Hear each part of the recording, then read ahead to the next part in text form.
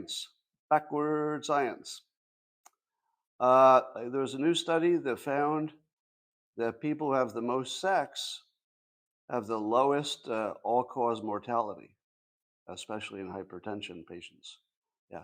So generally speaking, the people who have the most sex were also the healthiest. So backward science. I wonder how much sex people who look really sick have. Do they have a lot of sex? Or is it possible that the people who are healthy looking have more sex? Backward science. Once you spot it, you see it everywhere. I saw a story that apparently members of Congress are going to be able to go into a skiff, that the highly secure place, and look at UFO stuff. Is that really going to happen? There's really going to be a skiff where we're going to have some of our professional liars go in and tell us what they saw. Is Adam Schiff going to go in the skiff? What happens when Adam Schiff comes out of the skiff and says, "Oh yeah, there's actually an alien body in there. I saw it. I touched it." And everybody else says, I didn't see an alien body." We'll be right back where we were. Do you think that all the people who look at whatever's in the skiff will have the same opinion when they walk out? No, nothing works like that. It's going to be exactly the same as if there had been no skiff. Some people will walk in and say, "I can't tell you what I saw, but my God, aliens." And other people will go in and say, "I looked at the same thing you did. I didn't see any proof of aliens." That's what it's going to be. Two worlds on two movies on one screen. Well, here's another more science you didn't need to do. So there should be another category of science. If somebody paid a lot of money to do a study, but it would have been easier just to ask me my opinion, because you would have got the same answer. And let me give you an example. The study says that 14% of adults and 12% of children show signs of addiction to ultra-processed foods, which are high in sugar and carbs. And this addiction can be as strong as alcohol and tobacco. And it's all about refined carbs and added fats and blah, blah, blah to make it addictive. Now, did they need to study that? Was there somebody who was unaware that some people have a lot of trouble avoiding certain foods? Was that something that science needed to really dig into? I wonder if there's some people who really, really like sweets. They like them so much that they'll weigh 300 pounds rather than cut down on their sweets. Is it because they're addictive, or they just like being 300 pounds and eating sweets? Did anybody need to study that? I mean, really? So, but it gives me an opportunity to remind you of the best way to lose weight. This is the Scott Adams patented way. And I realized after I read this about this study that there was a better way to explain it than I've been doing so far. And it goes like this.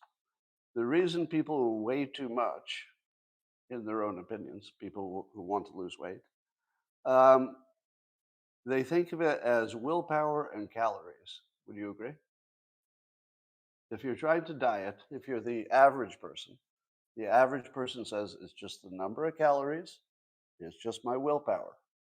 I can ramp up my willpower, I will eat fewer calories, and boom, I'm done. I lose weight. Right? Doesn't work. And people are, for hundreds of years, people keep being confused. Well, why isn't it working? It's so simple, just willpower and calories. Well, it's because the reframe is this. You are fighting an addiction. You're not dealing with willpower or calories. You have an addiction. And it's because modern food has been engineered to have the right amount of salt, sugar, and fat to trigger addiction parts of your brain. So if you deal with it as an addiction, that suggests a different way to approach it. So here's my way to approach it, which I've mentioned before, but now you'll see it under this frame. It'll make a little more sense. The worst way to lose weight is to stop eating as much as you were eating before and use your willpower to stay that way. Arrgh. Willpower! I will eat less than the day before. Never works. But if you were to treat it as an addiction, which is my recommendation, you would say to yourself, all right, there are about 5 things I eat that I need to stop eating. Like one would be that big bowl of ice cream, maybe, whatever your thing is. Maybe it's that big bag of chips or whatever. But instead of stopping all of your eating, which would be a horrible hardship because you'd be hungry all the time and you've already got an addiction to food, it's the worst thing. If I stopped eating, I don't have a serious addiction to food. If I stop eating, it doesn't really hurt. I just get a little hungry. But if I were addicted, like I really, really need that food of whatever addicted type, then I don't think I could, you know, cut down on food. So here's what you do. You target just one food and you tell yourself you can eat as much as you want of everything else. And that's it. If you don't eat that one food, whatever it is, let's say it's ice cream, about 2 months later, you'll notice that you have a substantially decreased craving for that one food. And now, no willpower required because you lost the craving. So now you say to yourself, all right, pick the second one. All right, now I also drink too much diet soda or something.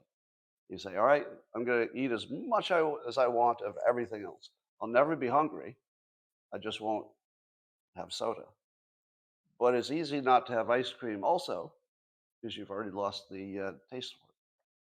So if you treat it as an addiction, you never let yourself be hungry. You eat as much as you need to fill yourself up all the time, every day. But it might be broccoli by the time you're done. It might be veggies and berries and nuts and stuff. So, or clean protein, whatever that is for you. So treat it as food as an addiction, not a question of calories and willpower, and you'll do great. TikTok has announced that for some users, they're going to allow longer videos. I guess the original TikToks were only 15 seconds. And then they extended it to a minute and a few minutes. Now they're looking at 15 minutes. Now, I got to say, TikTok is doing an excellent job of raising your children. So good work on that, parents. You've delegated the raising of your children to China. And China's doing a good job of raising American children to be non-competitive with Chinese children. Now, if that bothers you, that China is brainwashing your children to make them less competitive, uh, here's something you could do about it. Have you tried pickleball? It's this cool sport that'll take your mind off of all of that. Yeah, you won't even think about it. Go play some pickleball. You can buy some paddles and balls. They're generally made in China. So if you want to forget about China's influence of your child's brain, go play some pickleball. That will totally clear you up. I saw this series of posts on the X platform from the Prince of Fakes, who's a parody account, does a lot of AI stuff. Some of you might know the Prince of Fakes, but he's anonymous. But he posted this that was fascinating. He said, I took a charisma/communication course before embarking on this cruise. So I guess he's on a cruise somewhere. So I've been practicing meeting people and having conversations. It's amazing how rules-based all of this is and how easy it is after you learn them. Does that sound familiar? It's the Dale Carnegie thing I've been telling you forever. Yeah. What Dale Carnegie teaches you is that social interaction is rules-based. You just follow the rules. But if you didn't know the rules, you'd be like, oh my God, I don't know what to say, what to do. What do I do with my hands? Do I keep talking? Do I let myself go? It's rules-based. Once you learn the rules, it's real easy. And it takes about, 5 minutes to learn all the rules of human interaction. Introduce yourself, use the person's name, look in their eyes, ask questions about them, show genuine interest. And when you're done, say something like, well, I need to get back to whatever, or I need to get back to mixing with, I need to do a little more mixing. Gotta refresh my drink. That's it. If you just do those things, you're done. But I was interested that apparently the course that the Prince of Fakes took uh, encouraged you to try to go for the hug, even in situations where you don't think it's appropriate. Imagine that. Could you do that? Could you practice as homework offering to hug people you just met? Now, apparently, the Prince of Fakes. Now, remember, he's on a cruise ship, so everybody on a cruise ship's in relaxed mode. You know, nobody's in business mode, and apparently, he's just offering hugs to people, and he's being shocked and amazed at how often people will, even if they seem uncomfortable, will still enthusiastically take a hug, even if they're not comfortable. They'll still take a free hug because a free hug is like money. Like, who gets free hugs? So he's having this mind blowing experience to find out that strangers, somebody you just met and just applied a little bit of your social skills to. So what they know about you is like 1%, but it was your good 1% that you put forward. They'll take a hug. It's like one of the greatest lessons in life that people will actually take a hug if you offer it to them. Like if you mean it. Everybody likes a hug. All right. Guy on guy, not so much, but sometimes that too. All right. I had a realization about January 6th that made everything come together. So, January 6th, as you know, Trump was accused of inciting an insurrection. Now, let me ask you this. Imagine a world where that didn't happen. There would be something really, really wrong with that world, wouldn't there? You know what that would be? It would be after 5 solid years of the media telling half of the country that Trump was Hitler.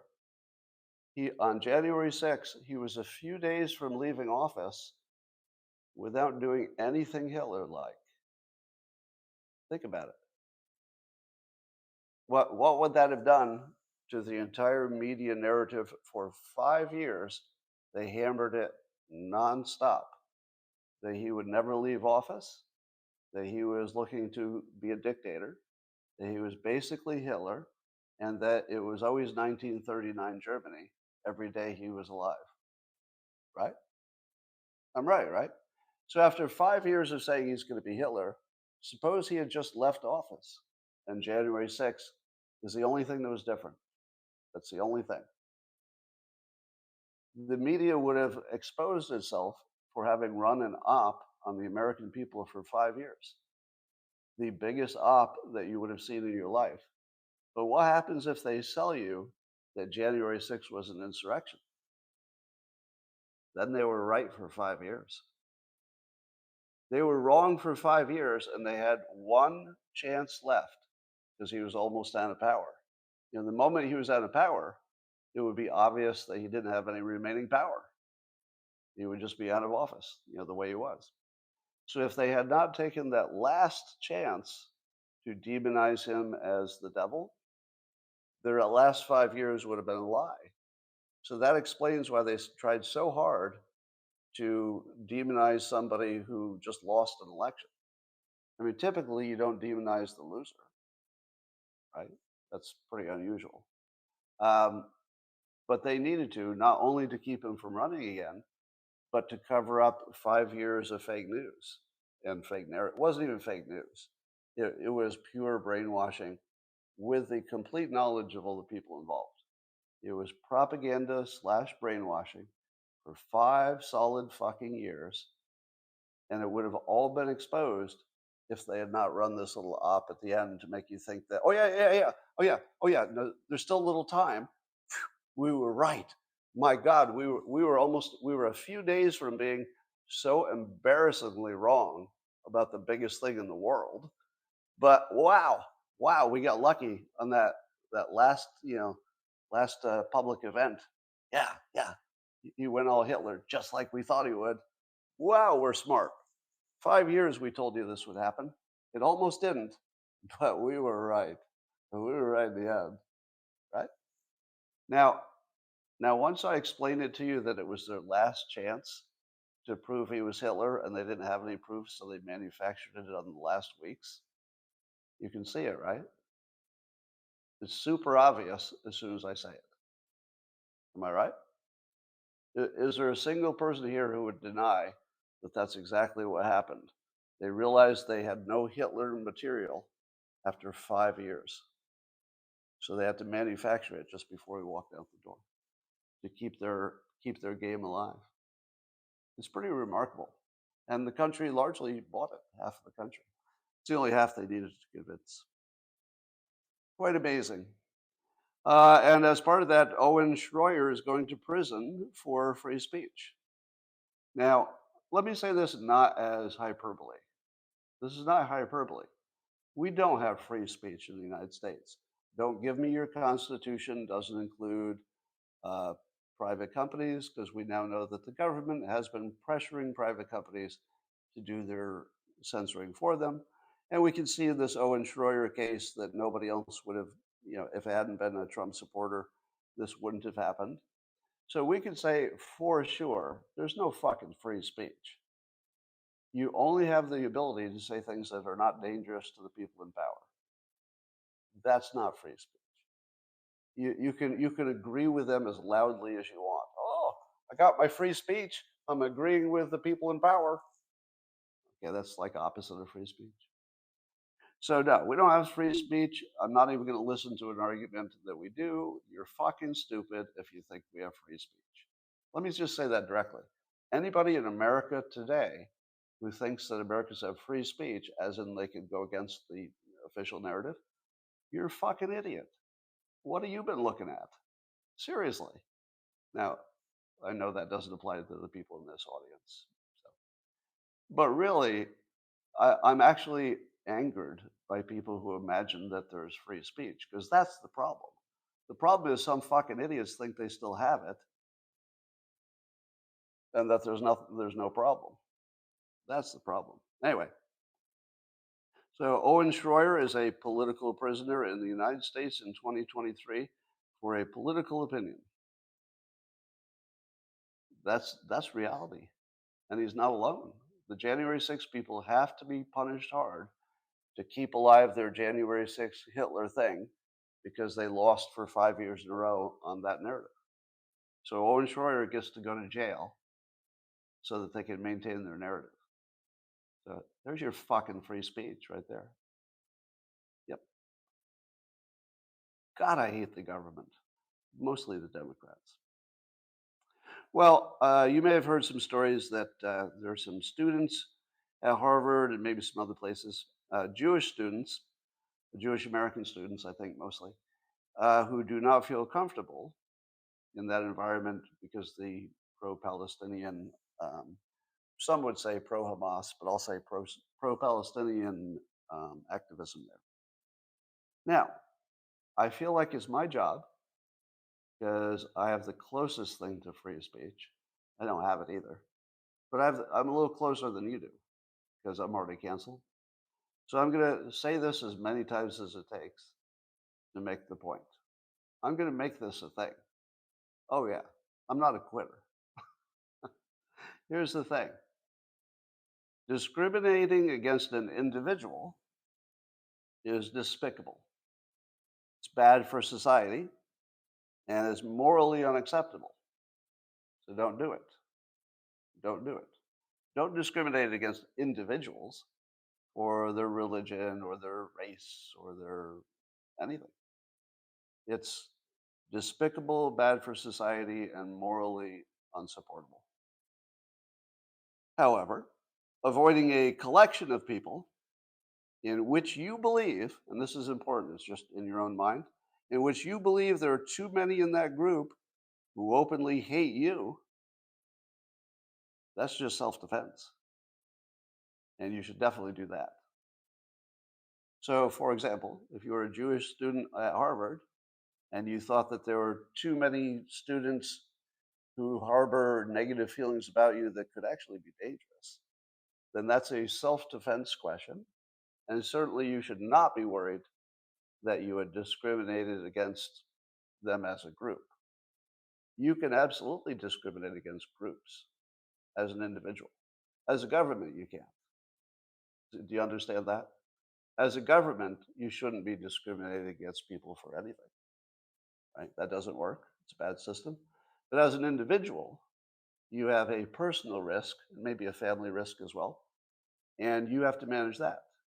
The only tools you have to manage your personal risk, your family's risk, is what you believe to be true. Nobody can take away your right to act on what you believe is true for your own self defense. Now, you might break a law in doing so, and then that's a problem. You got to deal with it. But morally and safety wise, you'd be making the right choice to reduce your risk in any way that you think is appropriate. Nobody gets to question that.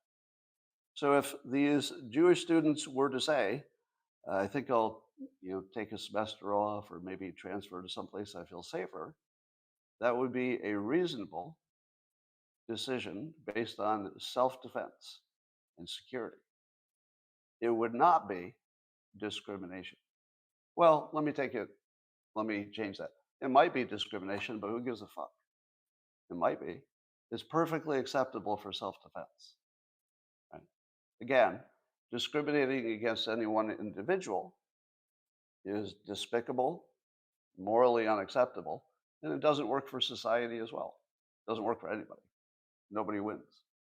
But looking at a group of people, a collection of people who have anything in common mentally, in other words, if there's anything about that group that they would harbor, even by, let's say, 2% of them, might only be 2% of the group, has a really bad feeling about people like you, whoever you are. You should get the fuck away from that situation if you can. Get some distance. So every day that goes by, I will look more right because I started out being right. I just expressed it in a way that allowed people to cancel me because we live in a cancel dopamine society. So people got dopamine from canceling me, and that's why they did it, because they got dopamine. It had nothing to do with what I said. They can imagine or make an argument that it's about what I said, but it wasn't. It was opportunistic. It's like, oh, I get a little dopamine hit from cancel this guy I disagree with. So in every situation in which there's a group that have been brainwashed to think you're the problem, you should get some distance, and you should not apologize for it. But don't discriminate against individuals. Well, at the moment, or I think it was yesterday, there was a trans and gay protest. They were marching in support of the Palestinians. Does that seem like maybe not good self-defense? If I were worried about my safety, and I would be if I were trans and gay, a little extra security issue, I would certainly not want to spend more time around a group of people who mostly probably fine people. But there might be a high percentage among them, predictably, that would want to throw you off a roof. Maybe only 1%. But would you be in favor of bringing over 100 people if you were pretty sure that one of them would want to kill you? I would. No. No, I would say that would be perfectly acceptable discrimination. However, if it were an individual, and let's say you were talking to just one person, and they said, hey, I used to live over there in Gaza, but I got to tell you, I don't even believe in religion, and I don't even think there is such a thing as a Holy Land. I was sort of in the wrong place. Do you mind if I come into the country? Well, hold on. Let's say in my hypothetical, there's something that allows you to check that it's real, that it's not a liar. If you vetted that one individual and you're pretty sure they didn't have any bad feelings about Israel, I'd be fine letting them in. It'd be like anybody else. Well, there's no red flag here. Just because you lived in a place, all of your attitudes are the kind that don't look dangerous. Yeah, fine. But where you would not discriminate against said individual, you could definitely discriminate against the group of people just based on your belief, even if it's wrong, just based on your belief that there might be some people who would want to kill you in that group, even if it's only 1 or 1%. You get to avoid that one if you have an option. You should do whatever you can to make sure there are fewer people around you who want to kill you. Completely reasonable, even if 99% don't. All right. Rasmussen asked people what they thought about bringing Palestinian refugees into America. How many U.S. voters, approximately, just approximately, how many U.S. voters do you think thought it would be a good idea to welcome the Gaza refugees? Oh, that's a pretty good guess. Yeah, 28%. A little higher than normal, 28%. But your guesses were extraordinary. Once again, your ability to guess what pollsters have to check on, it's incredible. But 52% say no, and another 20% are not so sure. I feel like the not so sure should be eliminated from all polls. Don't you? If somebody says, well, I don't know, just say it, just mark them down as an NPC and just go on. And during his visit to Israel, Biden said, the vast majority of Palestinians are not Hamas. Hamas does not represent the Palestinian people. True or false? Actually, I think Hamas literally represents them, don't they? As in, they're actually the leader of the Palestinians in Gaza? Am I wrong about that? That, like, literally, they represent them. Now, to be clear, that's not to say that the Hamas views are shared by the people that they represent. But it is kind of their job. They're in charge. Now, I don't know if, they haven't had elections in a while, so it's not fair to say that they elected them. But where Biden is wrong is that he's using an individual standard to judge a group. That doesn't work for self-defense. Because he's saying, should we bring a group over? He's not saying, should we very carefully check each individual? They would do some checking, but how much could you do? No, he's using a standard which makes you less safe so that he can feel more woke. I feel that's what it is. So he's saying we want to create a situation that would be more dangerous for Jewish Americans, for sure. But you don't know if it's like slightly more dangerous, in which case it might be morally acceptable. Because if you're, saving the lives of thousands of refugees, and the downside from that is, well, in some like hard to define slight way, it might be worse for some other people who are still here, Jewish Americans in particular, you'd probably still do it. Because, the world is always a balance of interests. So there's always somebody who's a little worse off if you make somebody better off, even if it's an indirect way. But in the context of the Palestinians in Gaza literally being bombed by the state of Israel, you wouldn't expect the average Palestinian coming out of that hot war to have a good attitude about Jewish Americans. Why?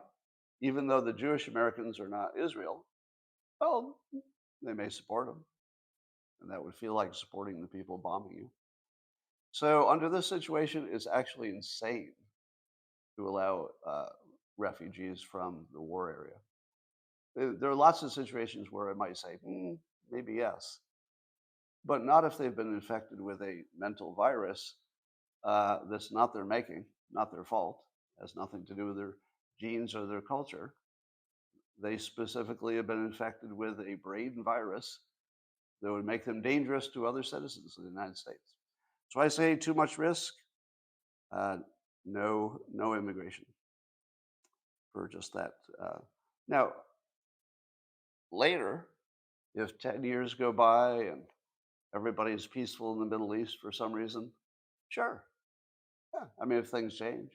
So it's not about the people, it's about the situation plus the people. That's too dangerous. BBC reported that there are already 5,000 deaths in Gaza, mostly of the Gaza residents and fighters. Two questions you must ask about that. Number one, where does the BBC get that kind of information? How in the world would they know how many people died in Gaza? Who would tell them that? Well, probably Hamas, right? Don't you think they got it from Hamas? Not exactly dependable. And then also, how many of the 5,000 do you think were civilians? Kind of important, because people have a different opinion about killing the Hamas fighters than they do of civilians. So I would warn you that 100% of the news that comes out of there about deaths is unreliable. But if we were to talk about it from just the PR perspective, whatever gets reported by the BBC is going to be somebody's truth. So at the end of this, the BBC is going to report a number of casualties and deaths. And there may be other sources, let's say Israel is reporting a much lower number, which I'd expect. Which one do you believe? And the answer is neither. And the answer is people will choose the one that agrees with their opinion. So if you think it was a brutal genocide, you're going to pick the big number that Hamas comes up with. If you think it was a reasonable self-defense act, you're going to pick Israel's smaller number. But you'll never know. Don't think you'll ever know. Don't know if it'll even be between those numbers in any kind of way you could pick the midpoint or anything. So you probably just won't know. The only thing you'll know is that I have a hard time even visualizing 5,000 dead people. Like my brain maxes out around that point. 5,000 dead people in like a week, all in one place. That's an insane amount of dead people. Like if you try to imagine them piled up like cordwood, it's a big fucking pile of dead people. So when you get to 20,000, you're already beyond, way beyond what I can sort of imagine. So at some point it becomes irrelevant because it hits a 10 out of 10 in our brain, no matter what the actual number is. I think we'll be at 10 out of 10. All right. There's been a climate change adjustment to some Chinese hotspot model. I guess they had a model that predicted where the hotspots would be for climate change. And they did a complicated, tweaking and adjustment to make it a better model and fit the past better. And there's no way I can read that, being a experienced individual in the world, and think that anybody can measure the temperature of Earth. How many of you think that the temperature of the planet can be measured, and that you can look at the average over time and learn something? That is so obviously not something that humans can do. Right? We've been told, oh, the scientists can do things that you can't do. No, they can't do this. This isn't science. The measurements are not science. If anybody thinks they're science, you're lost. No, the measurements are something that engineers might do, or people who are just paid to put something in a field that looks like a thermometer. Now, I don't even have to tell you all the ways that could go wrong. But let me give you the Dilbert version of measuring the temperature of the Earth. All right, guys, let's take a measurement of the Earth and compare it to the one we took last year. All right. Ooh, a number of our measuring devices seem to be offline or out. So I guess we'll just put in a number that's like the average of the other ones to compensate for these broken ones. All right, but we also have big areas in which there's no measurements at all.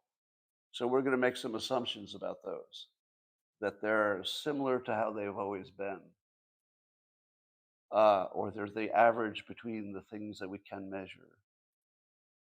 By the time you're done, It's all just a human being making a bunch of assumptions that can't be tested. That's it. You wouldn't know if your measurements are right because there's nothing to compare them to, right? The measurements of the satellites take of the upper atmosphere are different than what you're getting on the ground. Now, if one moves in one direction and the other moves in the other direction, what do you know? Maybe nothing. No. Anybody let me put it this way. Anybody who's ever had, let's say, business corporate experience, and you've watched what happens behind the curtain, you've watched actual real people try to figure out how to measure anything or to get data on anything. If you've seen real people try to measure or get data on anything in the real world, it's always the same. You can't. It's not doable. So you end up making assumptions and trying to sell it to people as though you did it. It's not doable at all. Now, I'm not saying that the planet is or is not warming. I don't know. And I'm not saying it is or is not a problem. I don't know. I think that if it is a problem, we'll figure it out.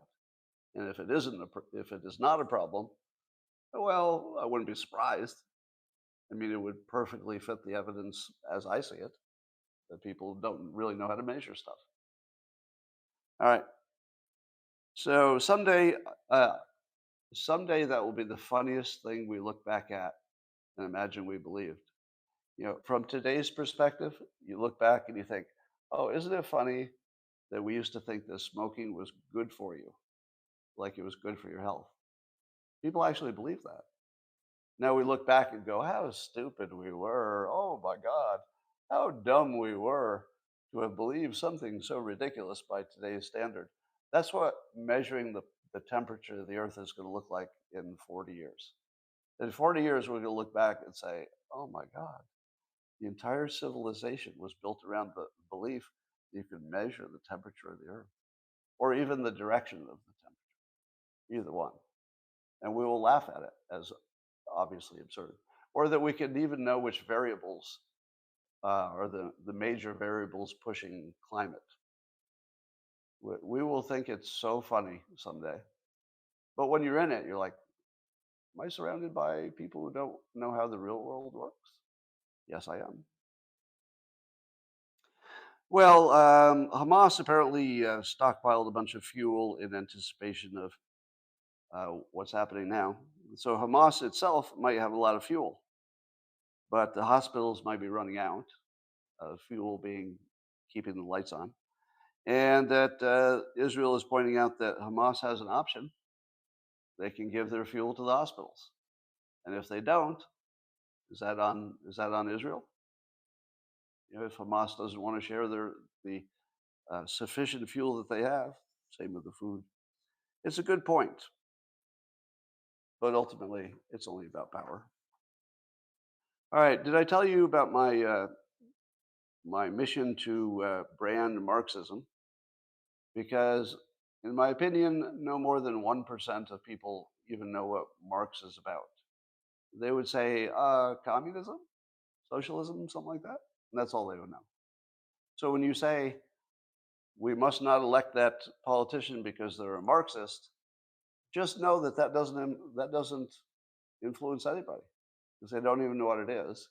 And if they think it means socialism, they're going to say, "You mean like healthcare? I like healthcare. You mean like Social Security? That kind of socialism? What's wrong with that?" That's what people will say. So you're not going to make Marxism go away by saying, "Oh, that Marxist," because nobody knows what it means in any useful way. They don't know what it means. So you're going to need persuasion, not the facts. The facts are on your side; they're just not persuasive. So you're going to have to abandon the facts if you want to persuade. And the way I would abandon them is this: I would say it's called Marxism because it's about marking people as oppressors to justify taking their stuff. Somebody added taking their stuff and burning it, but I don't think you need to add that. Now, you say to me, but somebody's going to say, Scott, it's after Karl Marx. It's not marks as in marking something with a magic marker, to which I say, I know, but you're never going to forget it, are you? You're never going to forget it. So that was all I was going for. And sooner or later, people will start associating marks with marking people for death, because that's actually indirectly that's what ends up happening, because it's a oppressor oppressed model. And the idea is you identify who your oppressors are, you identify who the oppressed are, and you organize the oppressed to do bad things to the oppressors because, damn it, they deserve it. They've got all your stuff. They stole it from you. So Marxism is about marking people for uh, as oppressors so that you can take their stuff. It is a complete, corrupt, and broken process, and it's the driver of Antifa and Black Lives Matter and a lot of stuff you don't like. All right, it's not the same, but what?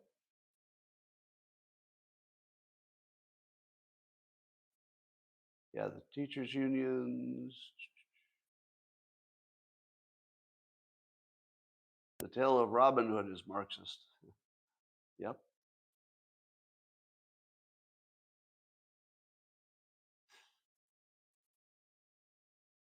Marx couldn't see his penis without two mirrors. Okay. You're a Marxist. You're either a Marxist or a Marxist. The Marxists are capitalists. Yeah, and anybody who calls me a colonizer, I don't want to be around. Don't want to hire them. Don't want to know them. Don't want to live in their town.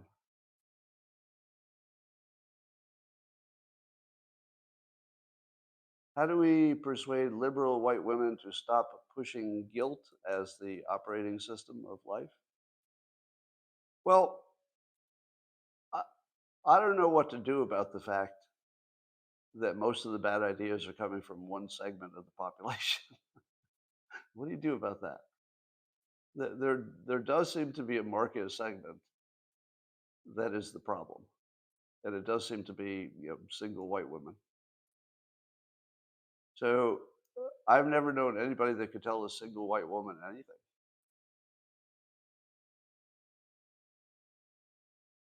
So I don't know how you would persuade that group. Vulnerable narcissists, yeah. Mocking them? Hmm, I think they're already mocked. It doesn't seem to make a difference. You're an exception? Good. Oh, I don't know if I've conquered DEI. I think there's just as much DEI and ESG as there ever was. They just might stop saying the names as much. But boy, you say colonizer around me, and you're my mortal enemy.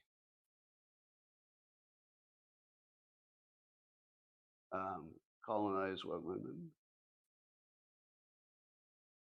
Oh, I am a colonizer, but it's like the N word. You can call yourself a colonizer, but if somebody else calls you one, it means they're marxing you for death.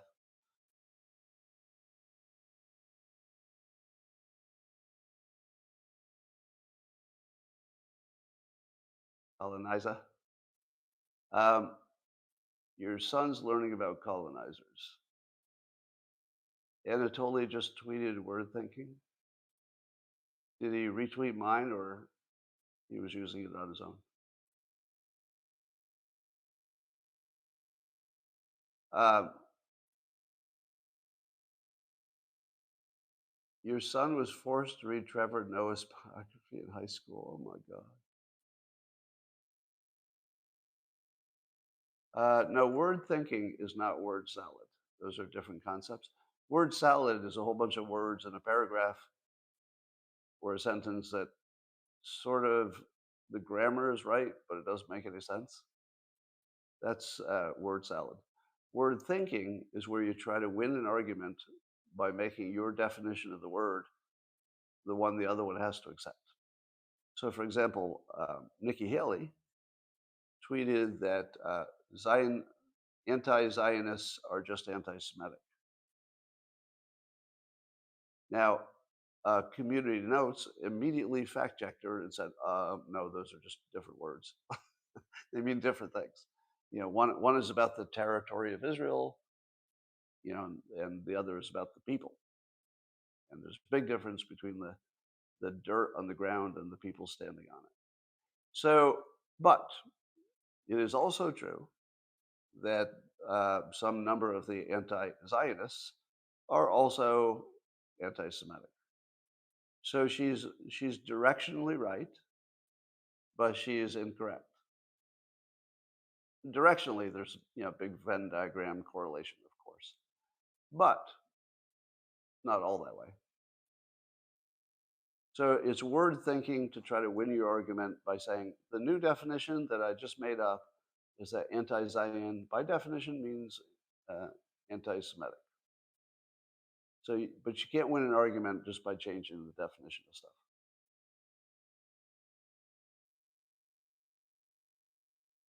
Scott, you say you're not right or left for years. How do you articulate your position? I still don't understand. Why do you need to? Why do you need a label for me? You can't understand me without the label? Why can't I just be open-minded? It's like,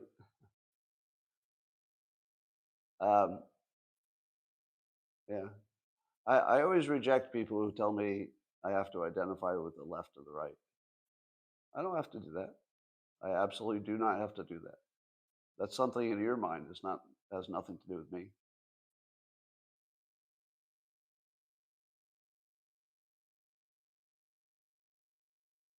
All right.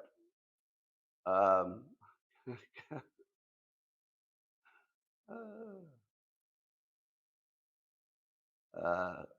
I identify left of Bernie as a joke.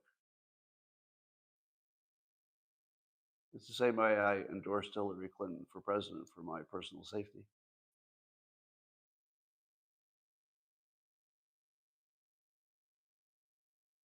How do you reframe the feeling of loneliness when you can't find people who think alike?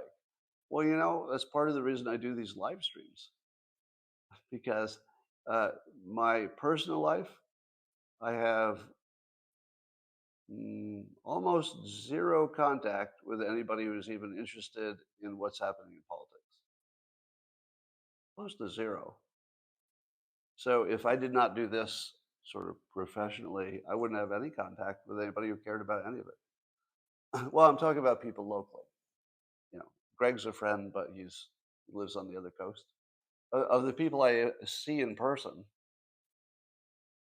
none of them are interested in politics. It's just the rarest thing. I can think of one, but I haven't seen him lately.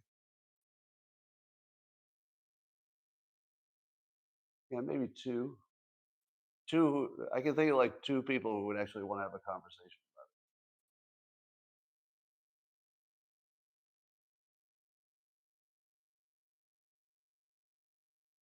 it. I should get chickens. I know somebody who got chickens and ruined her life. Chickens is literally the worst idea anybody ever had. Because you know what happens when you get chickens? Sooner or later, what happens? Sooner or later, you get a rooster. Because you can't tell if it's a rooster or a hen when it's a chick. And if you've got chickens, sooner or later, somebody's going to give you a chick. Say, hey, you need another one of those. And if that thing is a rooster, do you know what happens in my town? If you kill the rooster, you'd go to jail. Seriously. If you keep the rooster, you'll lose your house. Because the rooster will crow and your neighbors will complain, and you will have to move or go to jail because you can't have a rooster. So you can't have a rooster and you can't kill a rooster. So you can't hurt it and you can't have it. You actually have to move out of town. You got to move for a fucking rooster. So my restaurant partner had this exact scenario. A chicken that somebody gave her as a pet, and she loved it because she was allergic to other kinds of pets. One chicken turned into two. Then there was a rooster, and her life was ruined. Now, you might say to me, Scott, you could just sort of down low kill that rooster. But the people who have chickens as pets tend to be animal lovers. No, you can't give it away.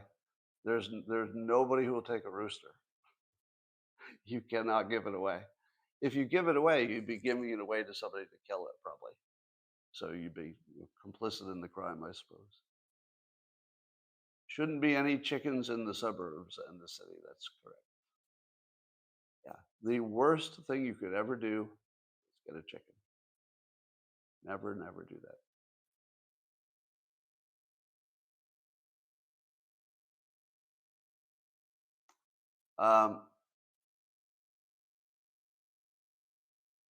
Key West has chickens walking all around, right? So it's illegal to kill them. That makes sense. I feel like in the Key West, I saw chickens everywhere. They were just wandering around everywhere. From cockfighting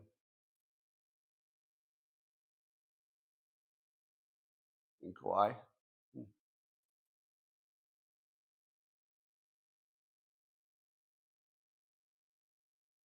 Just leave the rooster outside the coop and let predators do the work. You harvest it.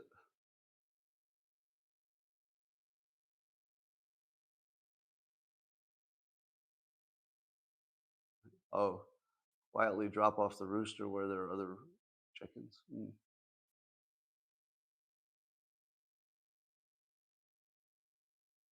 Yeah, I suppose if you got a pet coyote, but again, I'm talking about animal lovers, not people who would be willing to kill a chicken or a rooster.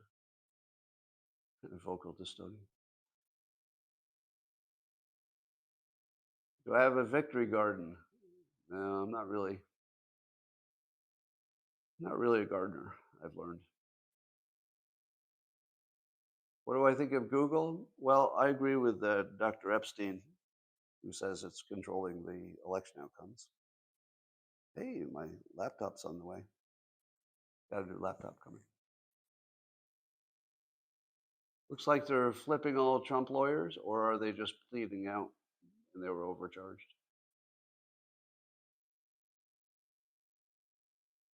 So I used to feed chickens at my uncle's farm. Chickens are really scary in groups. So I'd go into the chicken coop, so it'd be sort of a big indoor area, and I'd be bringing the food. And imagine, if you will, the floor is just solid chickens. There's just chickens everywhere. But normally, if you bring food to animals, they go for the food, but the chickens go for you. I would like to give my impression of the chickens in the room when you walk into it. All right, remember I'm like 10 years old or something, right? And I walk in, I've got this bucket of feed. Here's what I'd hope to see. Oh, food. That's not what I saw. Imagine a room full of chickens, and they've all got this attitude, and they're slowly walking toward you.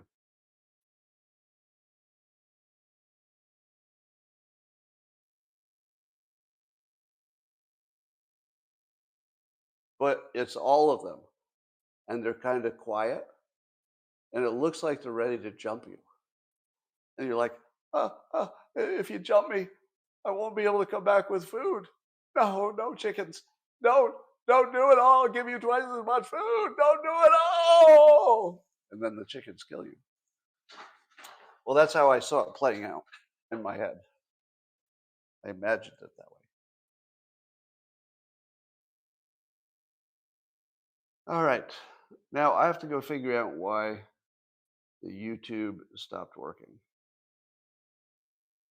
Because I think my cable stopped working. I used to work in a laboratory that did a lot of technology testing, and we would test things and they wouldn't work and they wouldn't work, and we'd 90% of the time, we'd find out that a cable had gone bad while it was just sitting there. I don't know how that happens, but the number of times it was a bad cable when we thought one of the devices was bad, probably at least 80% of the time it was the cable. Now, these little cables are just like USB-Cs, and I've got a couple of them that one does power and one goes to the mixer.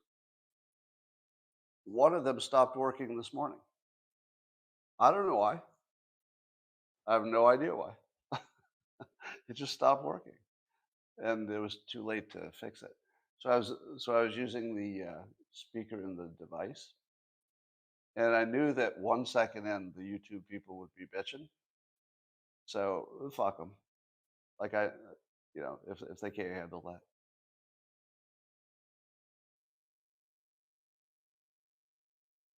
And the 1 minute warning. You're very clever. You knew I was. You knew I was stalling to 8 o'clock, didn't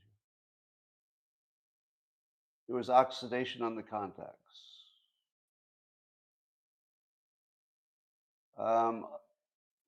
No.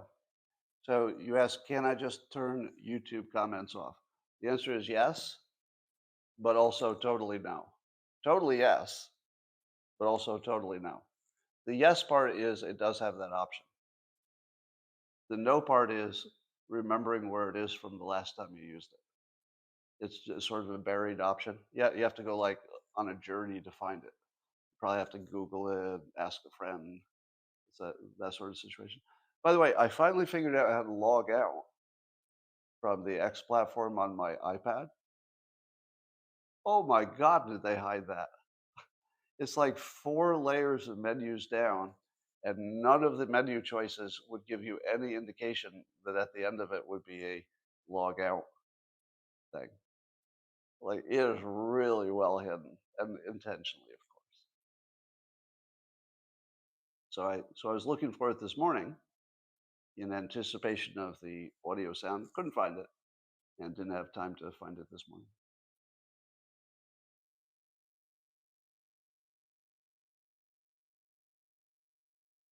You have to call it to log out.